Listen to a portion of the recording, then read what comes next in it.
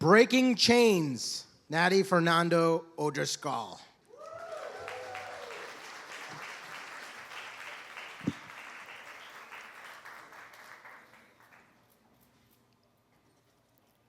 Once upon a time, in a small tropical island in South Asia, there lived a little girl with deep brown skin. In her world, beauty meant being fair. Yet she grew up surrounded by love. One day, her favorite aunt hugged her tight and said with a laugh, "Oh, your mother, she always wanted fair-skinned children, yet here you are, dark as a raven." The little girl laughed, but inside her heart shattered, wondering, am I not enough? That little girl was me. And I spent years trying to lighten my skin, to change my DNA. Fortunately, life always presents us with opportunities. And I got mine when I went to university. There I met people who were not bound by these narrow, traditional beauty standards. And I saw women of my color on the world stage and being cheered on. Finally, I realized that your true beauty and self-worth, it comes from within, not from your skin color or from the society. And I finally broke free from those chains of colorism, a form of discrimination based on skin color. Oh, but that was just the opening act. You see, the society loves to box us in.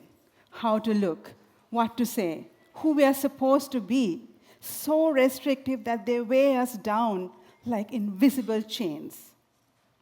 I have seen intelligent, strong women trapped in abusive marriages because the weight of the judgment outweighs the pain of abuse.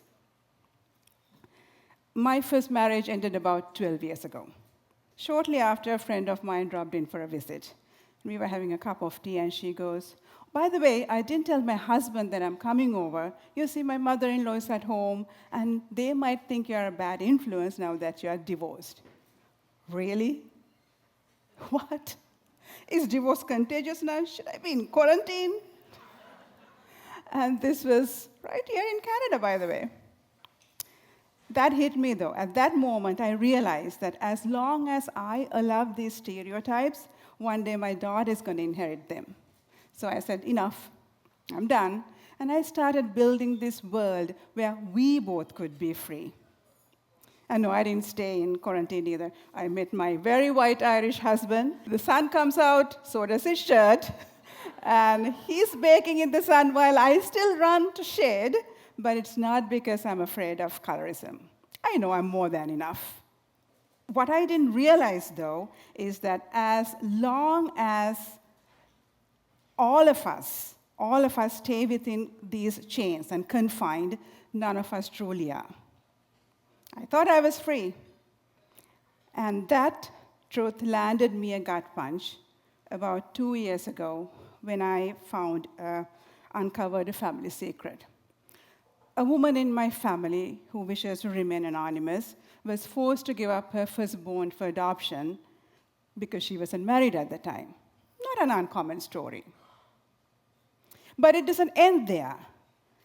When we wanted to find this child, now a grown woman, we were told to leave it be. Why? Oh, it's going to bring shame to the family. That child is going to be ostracized simply for being an adoptee. In 2025, adoption stigma is still a reality. Imagine that. The same judgmental society that victimized that mother and child is at it again. Hearing the pain in that mother's voice, knowing that there are thousands of children living in fear, I knew that silence wasn't an option. Somewhere right now, there is a little brown girl wondering if she's enough under the weight of colorism. Silence is not an option. So at the age of 49, I made a decision to go out into the world, leave that safe world, and speak out loud, to challenge those traditions that breed discrimination. Just imagine how great this world would be if we were to uplift each other with acceptance instead of pull us down with those prejudices. So here I am raising my voice because I wasn't born to walk in chains, neither are you. We are here to be free. So together, let's melt those chains away and create a better world. Thank you.